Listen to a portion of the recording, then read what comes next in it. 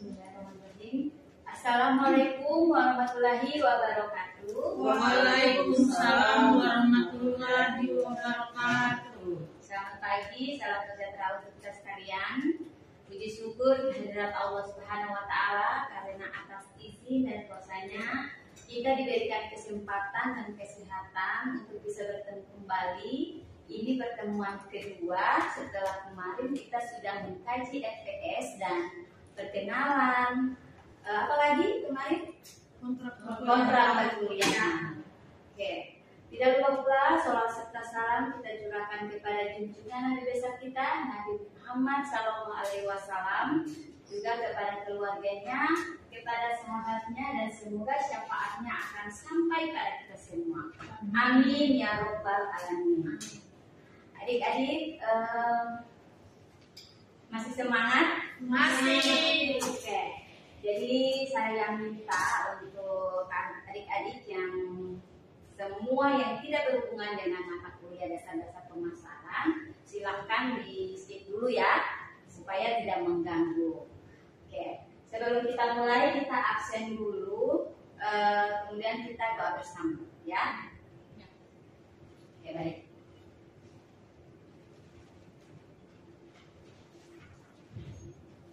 Muhammad Aprianto Paneo. Sakit bu, sakit.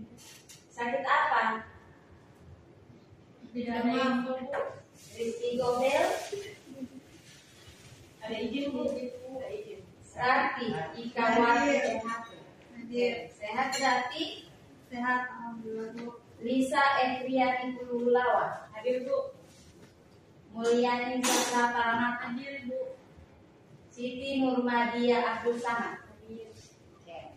Alhamdulillah. Semoga adik-adik teman-teman yang lain yang sakit itu bisa diberikan kesehatan ya. Lain juga bisa ketemu lagi, insya Allah ketemu selanjutnya. Silakan ketik siapa? Tolong dipimpin doa bersama. Bisa bu. Bisa. Silakan bisa. Teman-teman sebelum memulai mata kuliah pada hari ini, marilah sama-sama kita berdoa mulai. Ini berdoa. Alhamdulillahirobbilalamin. Oke. Kemarin kita sudah mengkaji RPS ya, dan kita sudah melihat banyak hal yang akan kita pelajari. Tetapi sebelumnya saya mau tanya sama adik-adik, mengapa adik-adik memilih Fakultas Ekonomi? Ya, silakan. Saya mau jadi pengusaha bu. Oke, bagus. Yang lain? Lisa mau jadi apa? Ini jadi dosen juga bu. Oke, bagus ya. Oke, jadi tadi Mulyani suka menjadi pengusaha, ingin menjadi pengusaha, jadi dosen. Kenapa? Karena di Fakultas Ekonomi bisa menjadi apa saja ya, banyak profil lulusan di situ. Menjadi pengusaha tentunya banyak hal yang kita pelajari. Salah satunya adalah apa? Kalau misalnya adik-adik ada yang tidak suka belanja? Suka lah ya. Biasanya adik-adik lebih suka belanja di mana? Belanja di Shopee. jadi lebih suka belanja online daripada belanja offline. Kenapa?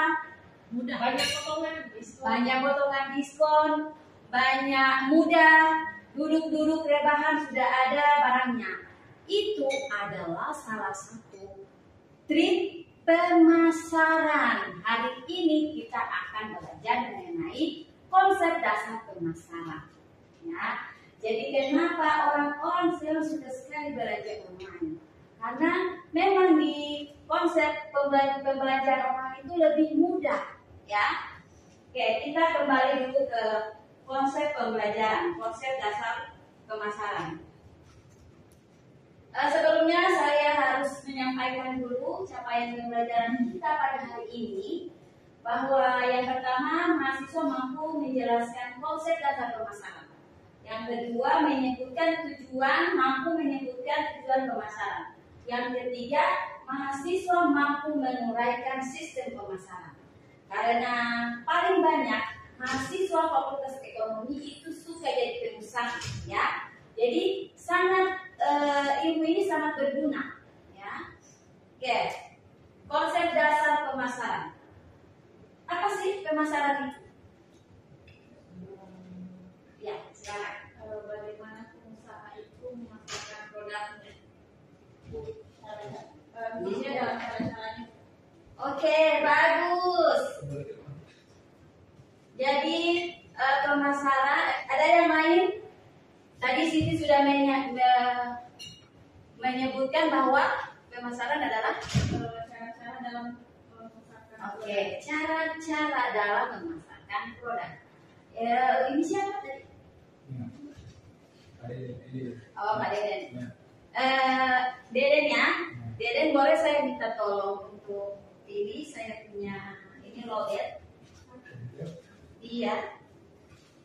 Ada charge-nya di situ.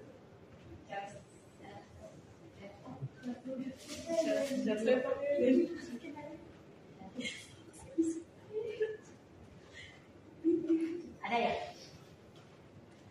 Oke, terima kasih ya sebelumnya. Oke, tadi Siti sudah menjelaskan bahwa pemasaran adalah cara-cara. Oke, enak sekali. Ada lagi yang ingin menambahkan? Oke, silakan punya. Cara mempromosikan. Cara mempromosikan. Jadi pemasaran adalah proses perencanaan dan pelaksanaan kegiatan untuk menciptakan produk, menetapkan harga, mempromosikan, dan mendistribusikan barang, jasa, dan ide agar terjadi pertukaran yang memuaskan konsumen. Paham sampai situ? Ya. Lanjut ya. Elemen konsep pemasaran ada 5. Yang pertama adalah kebutuhan. Kondisi mendasar kebutuhan adalah atau need adalah kondisi mendasar dari kekurangan yang dirasakan. Jadi kalau kita bisa lihat kira-kira apa yang kurang di Gorontalo, mau jual apa tuh? Itu ya. Kalau misalnya kita memang sudah ada mindset itu jadi pengusaha, kira-kira mau jual apa? Kalau mau jual nasi kuning sama orang mau jual nasi kuning, kira-kira kalau mau jual apa? Yang kedua, keinginan atau want, bentuk spesifik dari kebutuhan yang dipengaruhi budaya dan individu. Jadi keinginan, kira-kira orang yang biasanya makan pisang goreng pakai dadu-dadu, itu orang lain sudah biasa makan pisang goreng pakai coklat. Jadi keinginannya, ternyata orang Gorontalo tidak suka pakai coklat. Tidak mungkin. Pasti ada yang suka makan pisang goreng tidak pakai dabu-dabu atau sambal. Mereka suka pakai yang pakai coklat yang manis itu. Kemudian permintaan. Permintaan adalah keinginan yang didukung oleh daya beli. Jadi ketika Mulyani ini kan tiba-tiba sudah jadi pengusaha. Mau jualan apa? Dia sudah tentukan produknya. Pisang kembung. Kan pisang ini banyak ya. Ada jual pisang goreng, pisang coklat. Tiba-tiba Mulyani